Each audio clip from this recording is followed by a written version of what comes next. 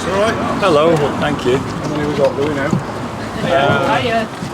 No. When it starts coming, when you have to go up front. You and John should be at the front. Hello. Hello. Oh, we're being filmed.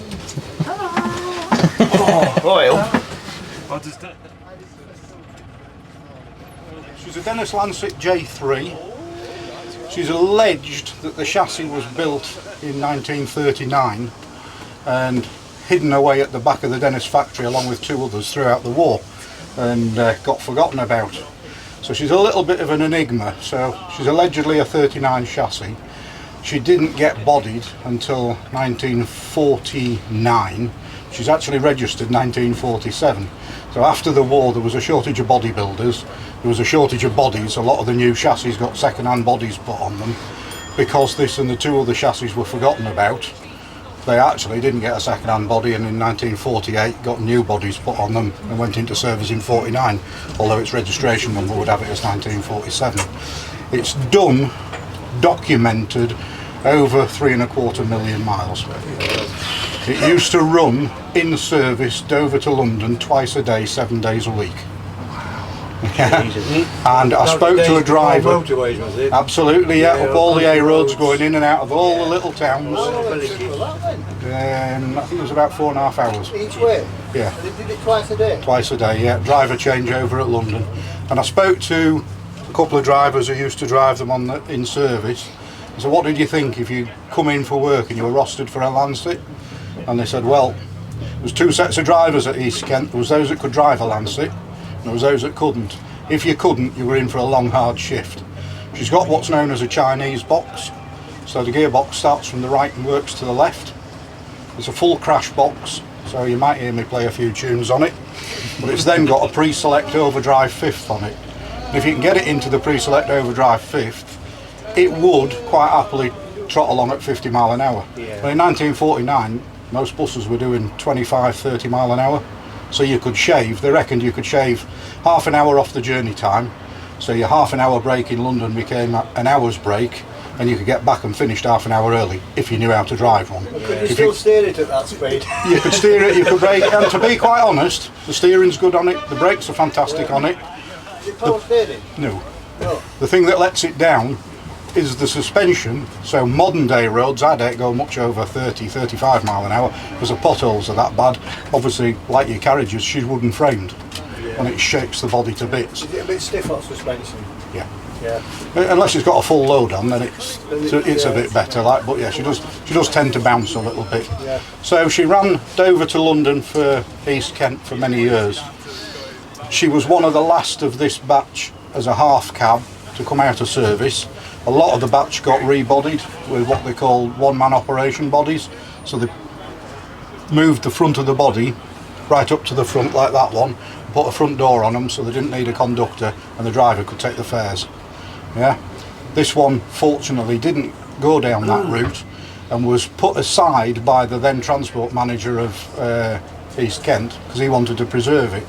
Unfortunately, he disappeared from East Kent under a cloud, and the bus sat at the back of the depot for ages.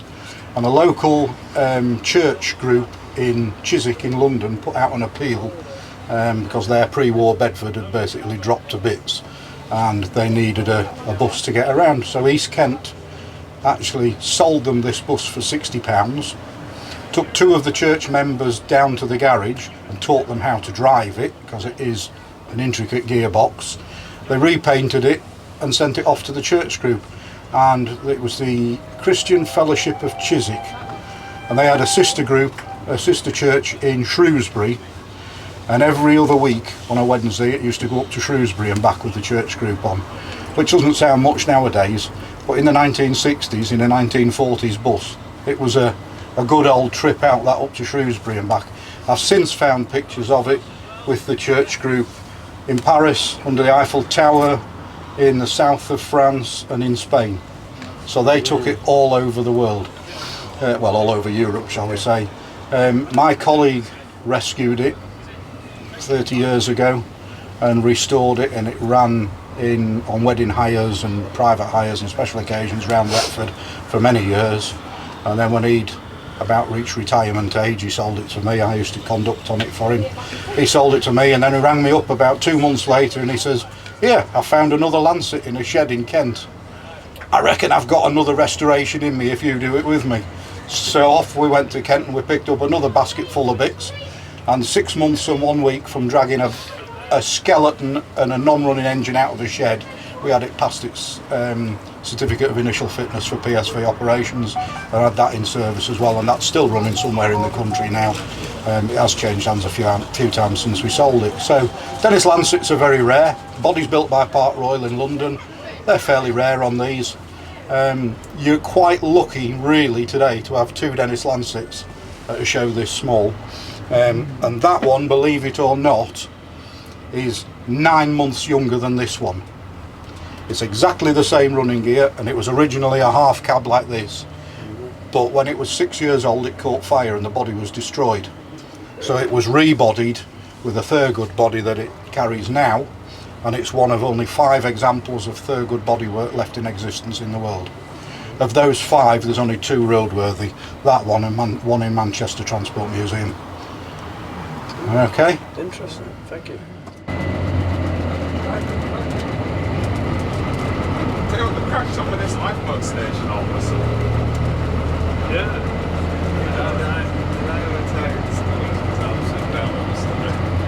We went on like that, but it was crossing into Scotland, and it was from the 1970s, and it had an advert, original advert on the blog, and it was something to do with feel free to contact us. And it was something like bullying or blah blah blah.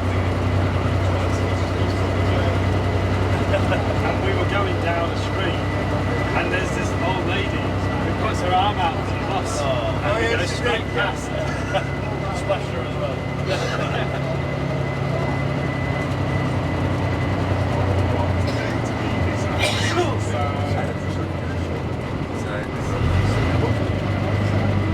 I wonder what they're doing with the old bank. Something's coming out.